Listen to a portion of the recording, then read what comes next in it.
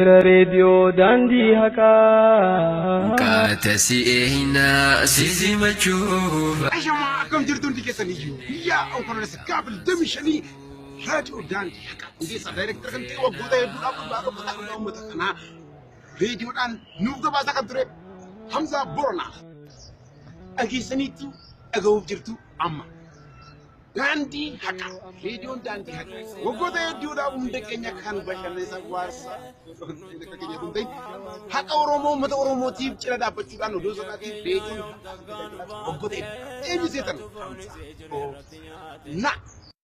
simanna guya ga sana gonrat hundi kesan ni argamtu anfin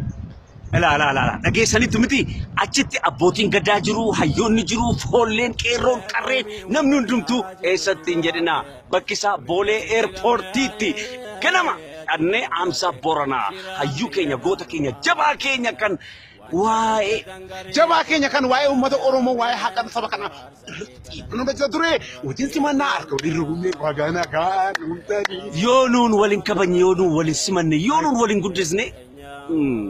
abbaan horii kan sagaam facabsinaanii midhaaf karaa argatee ija jaamsa kaanii kanaafuu kan keenya nutu kunuunfataa onkoloolessa 25 بولي ترجمني سمني قال ما قد يقول عاد أو تمو والثاني عصا وجتاسيني وجمهري قال لما نتي شن ديس ترى ريديو دادي هكذا كان تعال صابورنا قرو وانا دس أقول بيتو أتو إنيوم سامبرامين أتو كمان نمين بيكين وقوت سدي أوليف waa'ee Oromiyaa oolmaa Oromiyaa guutuu uummata Oromootti as baasee shira diinaas kan mul'isaa turedha. Raadiyoo Daandii akka Amsa Booranaa leenca keenya baga nagaan dhufte anaa dhufu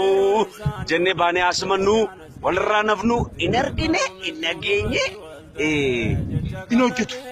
Amsa keenya dabarfannee hin argine hin nageenye akkan jennee kottaa dargaggoon qeerroo Oromoo manni keenya bakka hunda jirtan waltaanee bareechinee simannee kanun jalan kana kan jalan mo garagum na wajin tiba ajaiba rabbiti namanun fulan qaman argan turre garu olma oromiyaa guutu waan oromiyaan keessa turte ala keessa jirtu guyyaa guyyaatti gabaasan nu dhiyeessaa ture raadiyoo daandii haqaa Amsa Booranaa tokkicha qixxee nama kuma gaafari demishani onkoloolessa 25 galma giddu kana tani wajjini watan wagana gaanu garuu dhageessaniittu onkoloolessa 25 gaafa simannaa Amsa Booranaa raadiyoo daandii haqaa kana booddee rakkoon keenya diinni keenya hoo kan hamaa nutti yaadu hunduu ni baqa namni tokko hin hafinaa bakka simannaa kana dhaqa reediyoo daandii Amsa Booranaa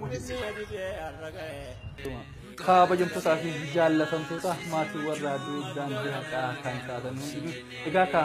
hunda keessanii qaa isin jira buza fi takkeen qaa jechuutti jira waan ta'eef guyyaa dilbata onkoloolessa 25 qophiin kan itti gaggeeffamu galma giddugala aadaa Oromooti. Egaa ka namni boolee eerpoortiitti dhaqeetiin fuudhu nama muraasa kan ta'u yommuu ta'u egaa ka hundi keenya kan argamuu qabnu galma giddugala aadaa Oromootti walaa agarru kan facaafanne haa margu ijji gaarii wal nu haa argu isin jedha. biyya sarara bahuun dirqama taate hojjeta biyyaan baay'ee xiqqaate.